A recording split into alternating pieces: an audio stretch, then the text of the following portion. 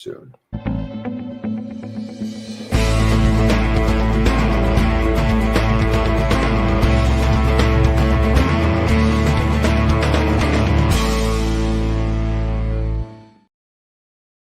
Hi, I'm David with EV World News. We're talking about electric vehicles, green energy, and the stock markets. And I'm here today on a Friday with our founder and chief editor, Bill Moore. How's it going today, Bill? Yay! Hey, I feel much better. I don't feel a day over 78. There you go. There you go. I'm 2 days over 78. Nice. Oh, well, happy birthday. I didn't realize Well, you thank you had your very birthday much. this week. Yes. Yeah. Yep. Yeah. The loving founder of EV World. You Yes. betcha, dadgummit. Yeah. And in case you folks can't see me clearly, I'm wearing winter camouflage today. So I'm hard Looks to see like in you're the getting snow. ready to go out duck hunting or something. There you go. Yeah, Yeah. out in the snow drifts. Yep. Which we never get here. I mean, like one day a year, it might really, when I lived in North Dakota, winter, it was always like the winter apocalypse for like 5 straight months. Right. It'd snow around Halloween, and that snow is still on the ground in March. But here, it snows. It goes away within a week. Yeah, well, I hate to say this, but the pace of climate change, what used to be the weather, I mean, they were forecasting, and I forget exactly when this would happen, but we would start getting the weather winters that they would typically get in Oklahoma. Mm-hmm. That frost line just keep moving further and further north. So that's partially why we've had really some of the mild winters. Now, I'm hearing rumors that might not be the case this year. So we'll see what we end up with. Yeah. I was talking about Oklo. Oklo hit like 140 earlier. Well, tell us who Oklo is, please. So Oklo is a SMR nuclear company where the chief investor or the biggest investor is Sam Altman from OpenAI. We show it here on the ticker. It's at $110. It's down almost 8%. It's rolled back from 145 to 110. There was some insider selling, not insider trading, but some insiders said, hey, we're selling some shares. One of them is giving away $3 million worth of stock as a gift. There was a couple other things, and he didn't give it to us though, I gather. No, it didn't give it to EV World News. I'm not sure why, but anyways, yeah, but that stock and my own opinion is today's a good day to enter that stock because I see it still going to the moon. I met somebody in California and I don't know how much he put into it. It was probably north of $1 million for his pension fund, but he bought into Oklo at $1. Oh. It's down to 110 right now. Oh, poor boy. Gee. Yeah, he was good. I mean, yeah, when I told him I was in the SMR nuclear space, he was so excited. Oh. He was like, oh my God, I've had 4 home runs in that space. Yeah. Oh, wow. We have another one on here, NewScale. He was an early investor in NewScale. And there's another one like ASP Isotopes, which is on the New York Stock Exchange, but they are a South African uranium recycler. So they take spent nuclear fuel, put it back in the new nuclear fuel, and ship it back out to which is different. So nuclear waste isn't the same issue in the rest of the world as it is in the United States. And not saying it's perfect in the rest of the world. It's just we don't do it right in the U.S. My friend with Green to Gold, Professor Tratner, sent me something. He's been getting involved in a number of Hawaii. Actually, the state has a Department of Climate Change, as part of the government, and he's been getting involved in that and some other things with the government related to nuclear and geothermal. And some guy gave a presentation hating on nuclear, but he only espoused information from Generation 2 reactors. And like the projects I'm working on are Generation 4 reactors. And he's talking about basically things that happened 40 to 60 years ago. In fact, he was complaining about the radiation from when we destroyed the remaining German surface fleet vessels with nuclear weapons in the 1950s. Remember we tested, I think, a hydrogen bomb on the Prince Oh, Eugene. yeah, out in the Yeah, Pacific, yeah. yeah, and how that has been bad for Pacific Islanders. It was like, well, we didn't know back then. The radiation, I guess, was bad. They didn't figure that out so much, and Well, we sort of knew that after what happened at Hiroshima and Nagasaki, obviously. well, you'd think, but they rebuilt those cities. Those cities have both been Oh, I completely. know. Um, anyways, but it was interesting because I keep hearing regurgitated things. One of the big ones is obviously Fukushima, right? But Fukushima is a Generation 2 reactor. It's really old technology. I mean, they probably, at some point, they need to mothball and get rid of all those Gen 2 reactors, but it's not going to be any day soon. I mean, a Yeah, lot of them. well, how do you mothball something where everything is radioactive? Yeah. You do like they did at Chernobyl, you put a dome over it, and then idiots fire, Artillery. drones. They Mhm. hit that thing twice with drones. So Hmm. Yeah, it's just, some of that's just I crazy what they're will, doing there. I mean, it's I amazing that Zaporizhia. I was going to say that there's the Zaporizhia facility is the largest nuclear power plant in Europe, mhm. and it somehow, while they said that the cooling towers have been hit by 152 millimeter shelling, um, that is, it's been unusual, and they haven't really been damaged because Well, the cooling and most of towers the are. and most of those are all. I think those plants have been offline for, and mothballed for some time now, just simply because of the risk. So, Yeah, yeah. I don't know how much they've shut down that Zaporizhia facility. I don't think it's producing anything right at the moment. Oh, and maybe not. Maybe Yeah, not. That'd be good if it's not. But yeah, real good yeah, with yeah, smart bombs and drones, flying all over, and cruise missiles flying back and forth across the border. Yeah. yeah. So. Well, and one of the things I've not been real, there's an obvious taint in our federal government at the moment for love of fossil fuels, and that's a little bit hard to to say explain. I the mean, to say the well, least. Yeah. Bill, and you and I both know I approach most of this from an economic perspective, right? And what I Yep. don't get is renewables in the rest of the world have proven financially viable. And it's not that they haven't in the United States. Most of the problem with renewables in the United States had to do with bureaucracy, red tape, being able to get the power companies to let the power go online when it should. It's not Hmm. that the power itself was operating at a loss. It was No, simply that it's they haven't been able to. cheaper. Yeah, it's simply that they haven't been able to get revenue going before they get shut down by their debtors. The lenders just can't keep waiting for years and years Yeah, yeah. for the power companies to let them hook up. But in spite of all this, Morocco is going to Ah, sell solar power to Germany. I could not. And To when I thought, Germany. well, okay, that's just a short traipse across just through Spain, and then channel it on the Spanish grid to the French grid to the. Oh no, No, they're going to put two undersea cables running up the coast of Portugal and Spain and through the Bay of Biscay and around the French coast and around Brittany and then across the top of Normandy and then across the Dutch and the Belgian coastline and finally into Germany 4,500 kilometers later.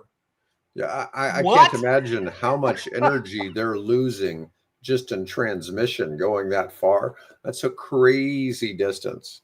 Crazy distance. Well, Um, maybe they're doing, with, I'm hoping maybe it's like DC, high power DC line where there's going to not as much loss as you would want. But yeah, how did that's a hell of a, I mean, we don't have, superconducting cables yet, right? We're still yes. going to have to push that through whatever copper or whatever they're going. I can't even imagine. God, what's that going to do to the price of copper? Oh yeah, I don't know 500 what. miles of copper. Now, what's the size? They're probably, they're spun bundles of copper, but gee whiz. Yeah, those What, cables yeah, can run about 1.8 gigawatts per cable yeah. that it can transmit at a time. It'll be about 5% of Germany's current power consumption.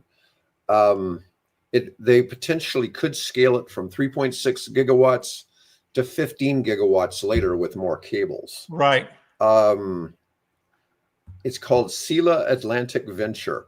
It'll be led by energy industry veterans from a company called ENBW and Ørsted. It'll be owned and operated by Xlinks Germany. The project has reportedly attracted attention from major energy corporations, including E.ON, Uniper, and Octopus Energy. I've never heard of any of these companies. It's projected to cost up to $40 billion, a sum that will require government guarantees. I mean, that is a staggering amount of money for that, but it's just nuts. For German consumers, reduced electricity costs through increased supply. We all know that's kind of BS, though. I don't know how do you reduce the cost of electricity that you're a continent away, right? And you're going to at first. When I first read the article, I didn't even really catch on that it said Germany. I was thinking Morocco's selling. I immediately thought of Spain. Yeah, Okay? exactly. I didn't even think of Germany. It's like I could see them selling the power to Spain. It's like Germany. Yeah, Germany. well, that's why I had to put that in there, because you're going to run it across the Straits of Gibraltar, up, past Spain, the Spanish Gold, well, I guess it's not the Gold Coast. This particular is another part of the Spanish coast, but then Portugal, and then, the whole thing I traced. Holy smoke! And then, what is the problem that they've been having of late with these ghost ships, right? Cutting cables in the Baltic. So what's to prevent? And when I say ghost ships, what I'm referring to are the Russian, tanker ships that are transporting, basically embargoed oil to whoever wants to buy it. But in the process, they've caught those guys literally cutting the cables between let's say Scandinavia and Germany, for example, in the Baltic. What's the perfect 4,500 miles? I accidentally drugged my anchor while I was crossing through the Straits of Gibraltar, and I cut all the power to Germany. Yeah, this. I don't know. We talk about this all the time. I talk about the economics of you as a retail end user. The electric company has a 10% max profit because they're a monopoly. Then you've got some cost to produce the energy, but then you got some cost for the infrastructure and transmission. And so even if they're able to sell this power for 3-4 cents, how much are they paying for it when it's leaving Morocco, or they're paying for it when it's arriving in Germany? Because those two numbers aren't the same. Oh no, they're not going to be the same. And it's probably. But what are they paying right now in Germany? They've got to be what? I don't know. Probably someplace in the, I'm going to guess probably 25, 30, 40 cents. Yeah, a kilowatt. Yeah. Yeah. Well, Germany used to have nuclear, and they decided to get rid of it. And then they started buying nuclear from France. And so France exports nuclear energy to Germany, who Germany, to be good actors, got rid of their nuclear power. I assume what they've done is they just simply mothballed it. I don't, Yeah. Well, and those were all old style reactors. They were all Gen 2. Yeah. Some of the, like I said, a lot of that stuff does need to get replaced. Just a matter of when it gets replaced. But it just says lower network infrastructure expenses due to Morocco's reliable renewable generation patterns. I don't agree with that one. I call a little BS on lower infrastructure expenses. I mean, solar isn't expensive to put in compared to some other types of technologies. Well, the basic energy is free. It's just the cost of collecting it. Yeah. you do have some operating expense cost with solar, Sure. most of it related to just like dusting it off, Yeah. getting the dirt off of it. Going into that the solar thermal array in the middle of the night and cleaning, because you don't want to be there when the No. sun's shining in the middle of that thing. Yeah, well, when we were showing the one in India that was the largest solar farm in the world, I think it still is. It had the like robot Right. sweepers that went along and just Right. occasionally just broomed off Yeah. The dust. the Yeah. panel just using the solar power that it was already generating. So it was robotic. But it says enhanced power delivery to energy hungry southern Germany. I don't know. I mean, to me, they're getting it to northern Germany. So now you got to go come in someplace around, Bremerhaven or something. Yeah. And then you got to transmit all the way down to Bavaria. Yeah, that doesn't make any sense. So some of the stuff in the article doesn't quite make sense. But Es kostet sehr Geld. Sehr teuer. Well, anyways, I mean, I thought that was an interesting article because that really does show you the possibilities with solar. Because in my mind, that's one of the challenges with solar is that it's hard to have it right where the energy is needed. Yeah. Because the solar farms are so large. Yeah. And I mean, it's not that you couldn't build a data center out in the middle of nowhere and put the solar all around it, but that just doesn't quite happen. Well, that too, and as they're discovering in Texas, all those data centers need also huge amounts of water. Mm-hmm. So Yes. you got to build this thing somewhere where there is distilled water or at least water low in mineral content, and then power all that. So it's that's a problem that they're discovering down in Texas. They want all these data plants. Well, we have the same thing here. Fortunately, our water is relatively mineral free, and we've got the Platte over here, which flows fairly steadily, and of course the Missouri, which is a pretty steady source of energy. Yeah, it's just not a matter of powering these things; it's a matter of watering these things too. Right. No, it's a big headache getting all that to it. Okay, so there was an article about Leap Motor. I'm not even familiar with this Chinese company. I Leap know. Motor, it's 1 million EVs as European expansion accelerates. Like Leap and Motor. They only started in 2017.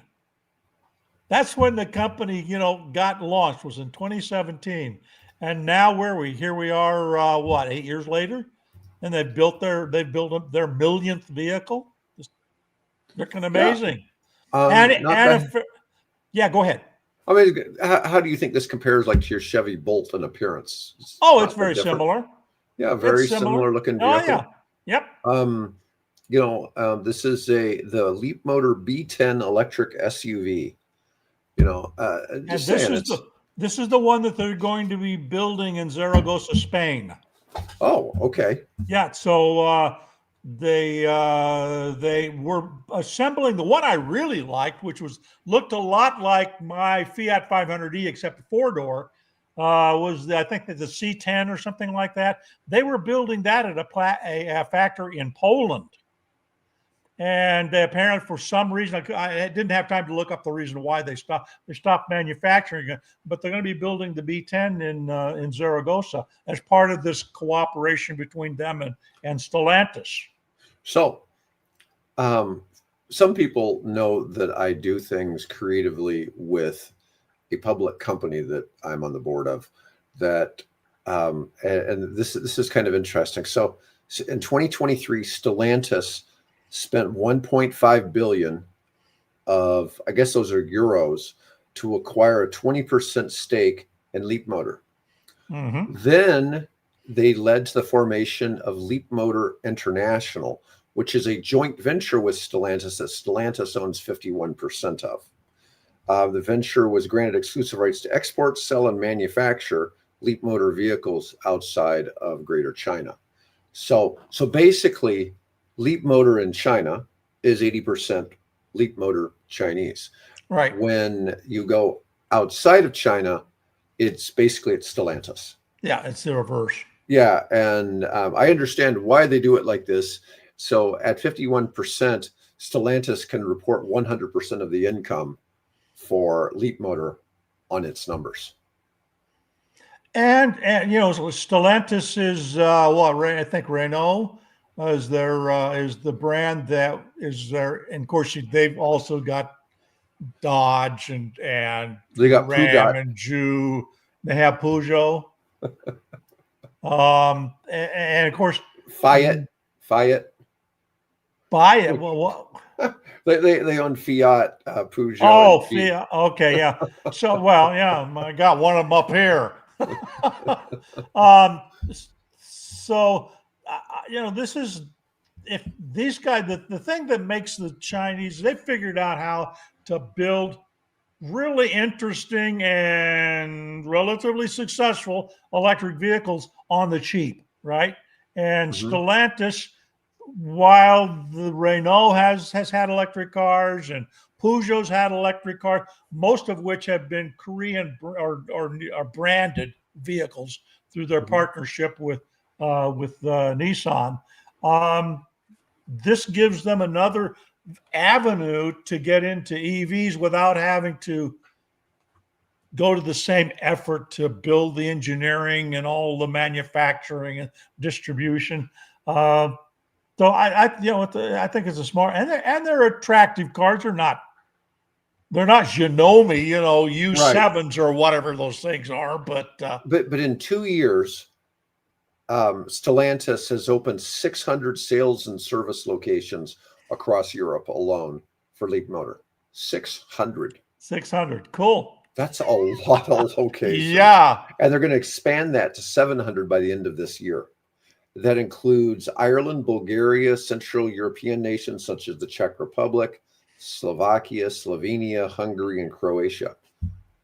Yeah, that's for a company that I'm not familiar with, they just celebrated their 1 millionth EV. Yeah. And that's it's just so weird because we're so insulated here in the United States. Everybody, it's like people will ask, well, which one of the car companies owns Rivian? Which one of the car companies owns Lucid? It's like they're their own companies. No, they're their own companies. Yeah, but it's just funny because everybody thinks that they probably think the same thing about Tesla. Is Tesla a GM brand? Kind of thing. It's like people. It's hard for them to accept. But we marinate in this, don't we? And me particularly, right? Is pretty well saturates every fiber in my body. So it's not like I'm, totally unaware of what's happening. It's my job to be aware of what's happening. Right. No, I get that, but it is interesting to see the extent of what you and I know that people just don't. And that's why EV World's out here and why there we're doing we're educating the podcast. Yeah. Yeah. And anyways, so Lucid delivers its first gravity robotaxi to Neuro for the Luber fleet. Yeah. So now my question was, who the hell's Neuro? Right? Well, it's that company that builds those little runabout food carrier things that you see like in Phoenix and different places. Yeah, well, they're an autonomous vehicle company. So Lucid's partnered with them, and this is supposed to be going to Uber for the Luber project. Yeah. Tuber, Luber. Yeah. Uber is investing $300 million into Lucid, with Robotaxi set to integrate into Uber's app starting next year. Despite supply chain setbacks and rivals pulling back on EVs, Lucid remains committed to a pure EV strategy and strong gravity demand. Could you imagine if Tesla or Lucid or Rivian just said, "Oh, we're going to start making some hybrids, or we're going to start just making some straight gas cars"? How weird that would be. Yeah. Like anybody would really trust that, right? Yeah. I mean, honestly, making electric vehicles, while it's challenging because there's so many fewer parts and supply chain, it's got to be really easier than actually making gas cars because you have so many fewer components, right? Right. And it just be crazy to think of them. It's like it's funny though. They sing this, the supply chain setbacks and rivals pulling back. It's the U.S. where people are pulling back. Although we do occasionally see some weird stuff in Europe, right? But with that, I think a lot of that is just the Chinese influence. There's just so many great options from Chinese companies now in Europe that it's hard for everybody to compete. Even Volkswagen's cut output at its German plants, because its EV sales have slowed down. Yep. And I think that's a challenge. I mean, you could see all of the traditional gas car companies go bankrupt at some point, and only the pure EV companies make it. But that wouldn't be that far-fetched. Yep, that wouldn't be far-fetched at all, and that could happen. I probably won't be around to see it, but I imagine that could happen. Certainly within the lifetime of many of the people watching or listening to this podcast. Yeah. Yeah, I mean, at some point, all the big car companies have to make the transition, or they're going to go out of business. Yeah, that's pretty well. That's pretty well. Despite what's going on in the Oval Office, this is the future, folks. It's happening. You're not going to stop it. It's inevitable. Yep. Yeah, it's going to happen at some point. But anyways, that was good news coming from Lucid. They got some. Of course, still it's one prototype, right? It's not mass production, but no. I'm sure they can get there. All right. Let's see. So I always like to talk about vehicle to grid, okay? Because it's an exciting thing. It's one of the big solutions. And we finally have a real world examples now. Yes. Yeah. Well, we had the one we talked about with the school district in Chicago. Right. Those are school buses. Yeah. Right. This is folks at home in their garage actually doing it. Yeah. And here's Bobby. Another great reason to go EV. Gas prices rise because of war everywhere. You can power your house in emergencies, income from vehicle to grid. Yep. Well, and what he's talking about with vehicle to grid is you fill your battery up in the car when it's cheap. And then at times of the day, like from 5 p.m. to 9 p.m., this is only in certain places like California, where energy has tiered pricing based on the time of day. But then you sell it back at the peak and you arbitrage and you make money off of selling energy at high prices and then refilling at low prices or refilling from solar or whatever. But a lot of this is with the vehicle to grid. Can we get whole, like municipalities operating and there be enough EVs? There still has to be a fair amount. It can't be, what we got now are just a few percent of how households have EVs. What we probably need, 20% of households have EVs to really make this work on a large basis. But a company called Sunrun, in conjunction with Ford and BGE, started a vehicle to grid test in July. Does it say where we're doing this? But they're doing this is Baltimore. F150 it's Baltimore. Baltimore. BGE is Baltimore Gas Electric or something like that. Okay. Well, I remember Maryland was the first state to have some state regulations related to V2G. Yeah. They're the only one so far that I'm aware of. Yeah. So we're starting to see some EVs that have been designed from the ground up to be capable of bidirectional charging. F150 Lightning is a good example of this. So in this particular example, they're sending stored energy back into the grid between 5 to 9 p.m. on weekdays, earning them cash in the process. Sunrun, which provides home energy storage and solar solutions, started working with Baltimore Gas and Electric on the project last year. This summer, it expanded its work to include the nation's first residential vehicle-to-grid pilot with a trio of Lightning owners using Sunrun and Ford's home integration systems. Participants can earn up to $1,000 from the program, which runs until the end of this month. And that's beside the arbitrage piece. One of the Lightning owners is a guy named Morgan Grove. As a member of the Baltimore Commission on Sustainability, I'm excited to be an early adopter of this tech and participate in this vehicle-to-grid program with BGE and Sunrun. I bought the F-150 Lightning for several reasons, one of them being the ability to power our home during an outage. Now I can also earn money by sending energy directly to the grid. Because everybody's always talking about, well, can the grid handle all of this? Because, essentially when you're charging an EV, it's probably similar power level 2 charging is pretty similar to air conditioning, right? As far as the power draw. And that's always been the great user of electricity since, the early 1960s, when, air conditioning first started becoming common.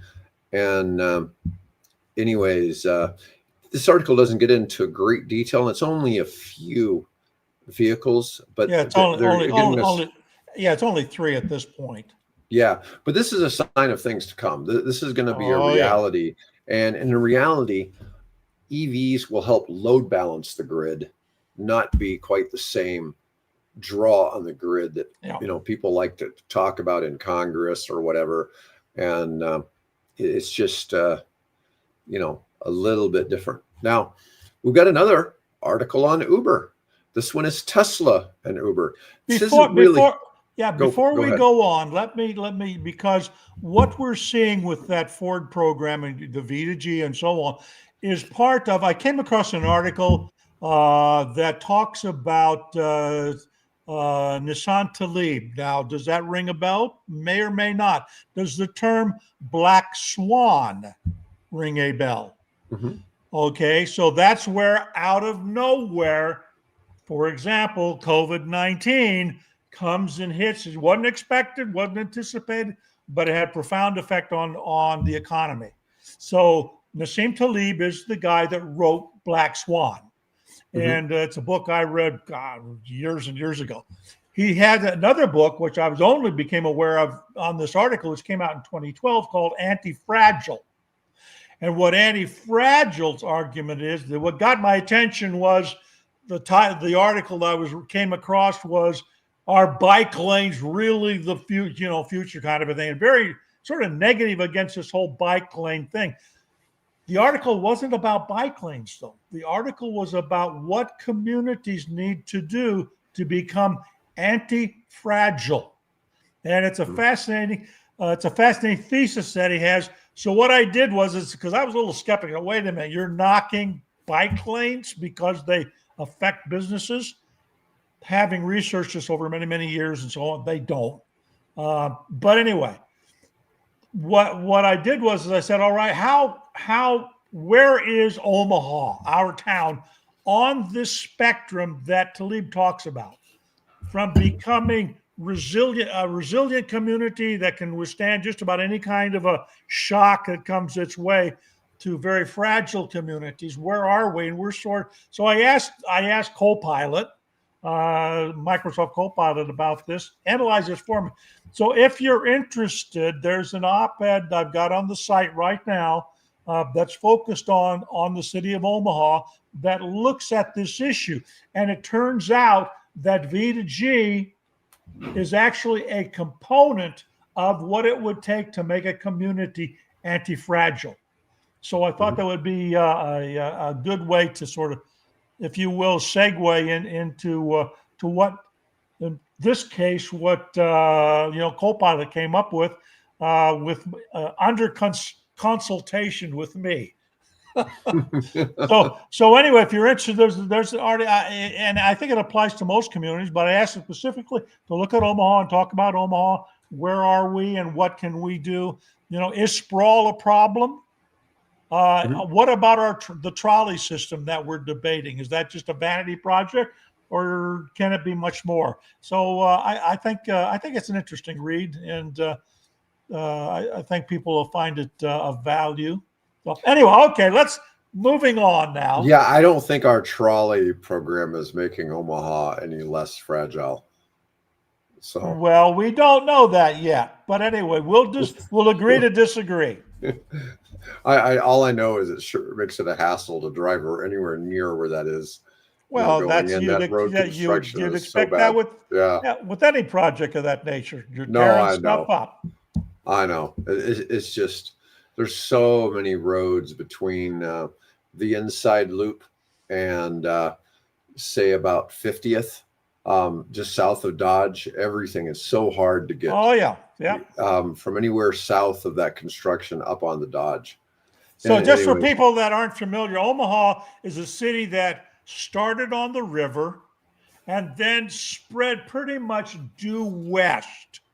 And so most of all the traffic and movement and things move along that corridor, whether it be on Dodge Street or whether it be on I-80, whether it be on L Street and so on.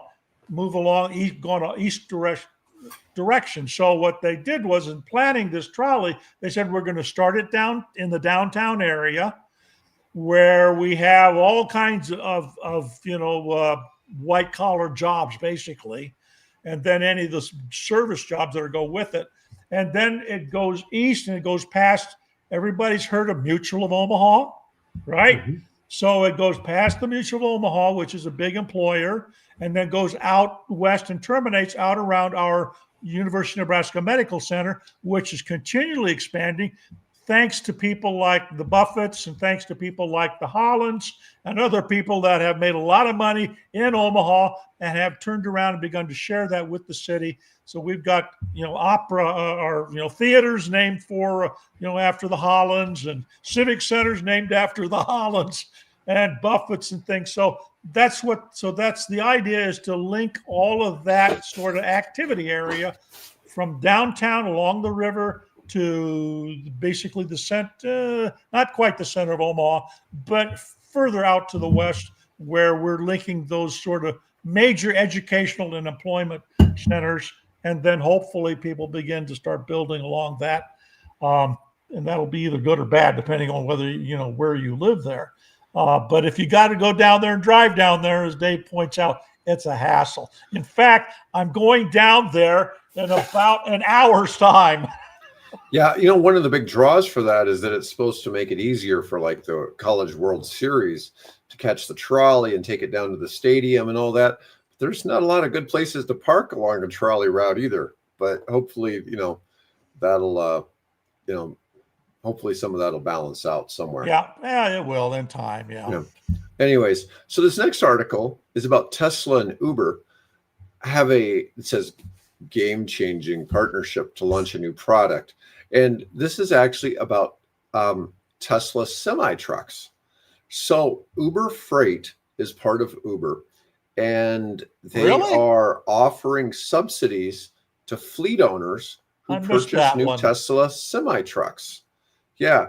An announcement for Uber Freight states that the program guarantees consistent pre-planned shipping routes, providing trucking companies with reliable income to help offset the cost of their new rigs.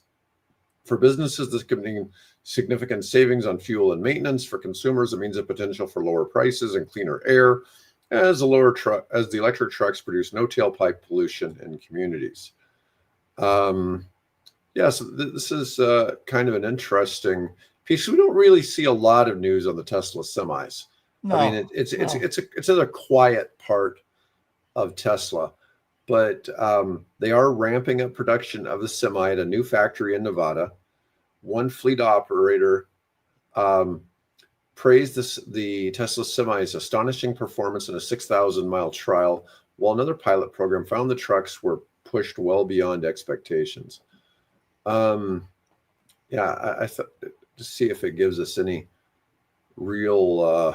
So what's Uber's? I mean, I can understand where Uber might have a fleet of cars that they lease to drivers, and that is that. Yeah, this is completely unrelated to the basic Uber thing. This is simply a part of Uber that's basically a freight broker, and which I find kind of fascinating.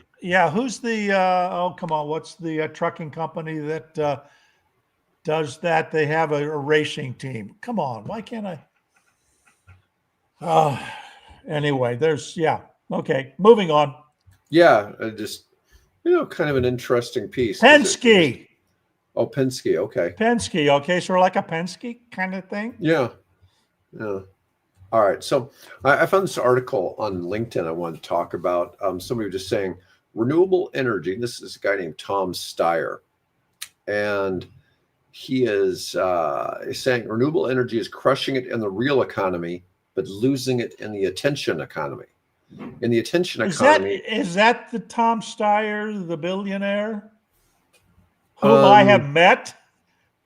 Was running for president at one point? Oh, I don't really know much about I Tom. think it sounds like Tom. Yeah, Out Tom of San Steyer. Francisco? Yeah, Yeah, I mean, he maybe did. He sure does have a lot of followers. He's got 30,000 followers on LinkedIn. yeah. I think that's probably Tom. He was Yeah. running at one point. Not really for president, but he was drumming up a lot of sort of political interests on a tour, and he Okay. came here to Omaha, and I had a chance to talk to him. Oh, nice. Yeah. Nice.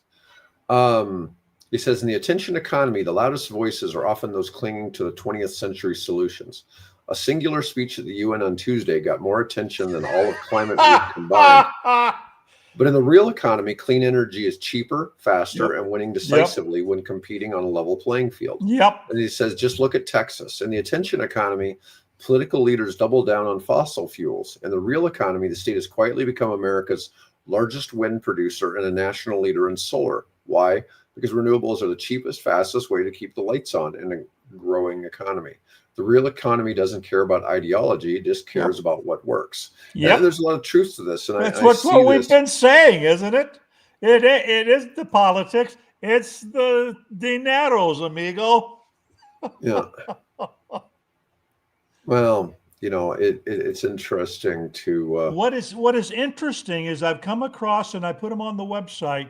There's some stories now that you have these energy executives who don't at all agree with what the administration is doing. In fact, I think one article is entitled "They're heading for the doors as fast as they can." Hmm. Yeah. Well, it's definitely there's definitely a lot of bias towards fossil fuels in the current administration, and I don't see why energy is such a political issue, other than, like I always say, the failure of Solyndra leaves an awful lot of taint in the clean energy space.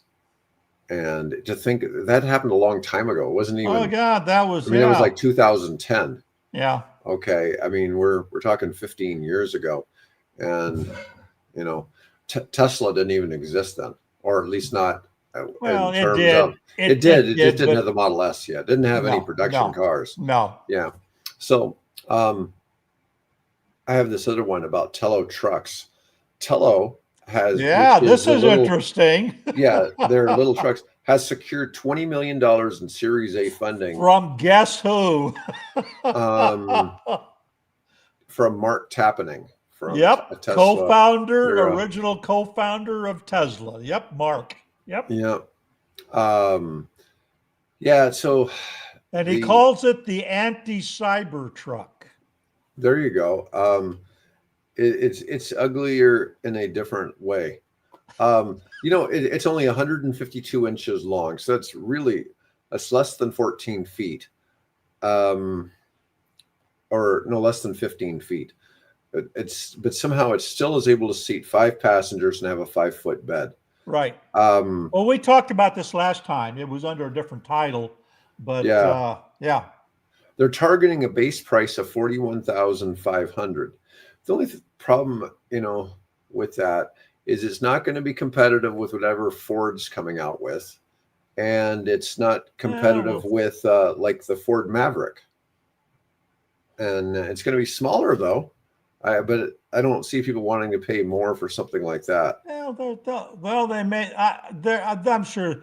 No, look, Will they? I wish them success, right? Yeah. But I'm just saying, I think they've got a hard road, um, trying to get anything there. Yeah.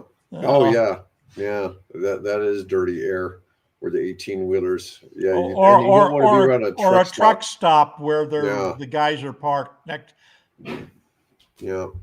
Yeah. It's Hope certainly they a got different air odor. filters on their sleeper cabs. Yeah. There you go. Um, but it is a smaller EV. I mean, it's the size of a Mini Cooper. Yeah, It's just hard to a fathom. pickup the size of a Mini Cooper. Yeah, I mean, it's certainly got its usefulness. All right. My last article for today is on China greening the global south.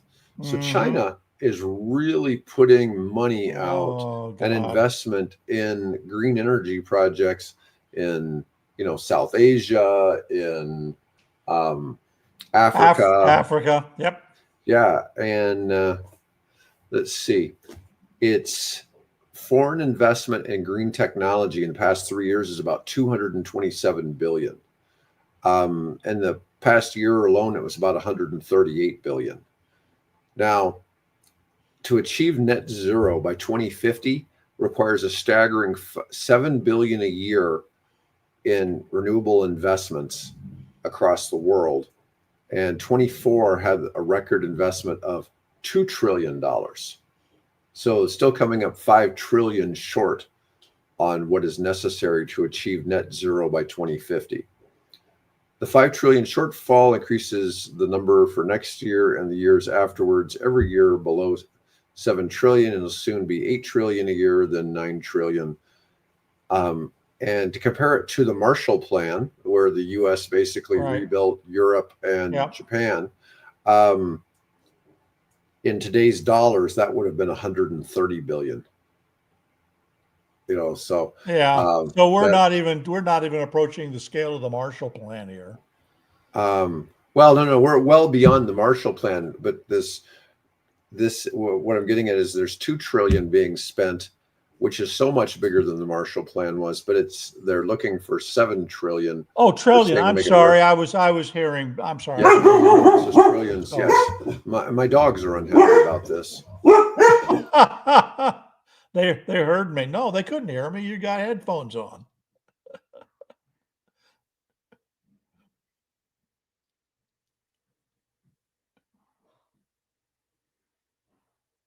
Okay. Sometimes I remember to put them up. Sometimes I don't. Well, we were getting near the end here anyway, so yeah. So, folks, sorry about the dogs chiming in. I'm sure there's a horrible threat outside, but it's usually something. Sometimes it's a squirrel taunting them. So, it could be most anything. Anyways, thanks, Bobby. Hey, thanks, Bobby. Appreciate it. Hey, Bobby, I appreciate your filling in for me while I was enjoying the beautiful Pacific Northwest. So thank you. Yeah. Anyways, guys, thanks for chiming in today. Bill and I will be back on Tuesday. Otherwise, folks, have a great weekend. See y'all soon.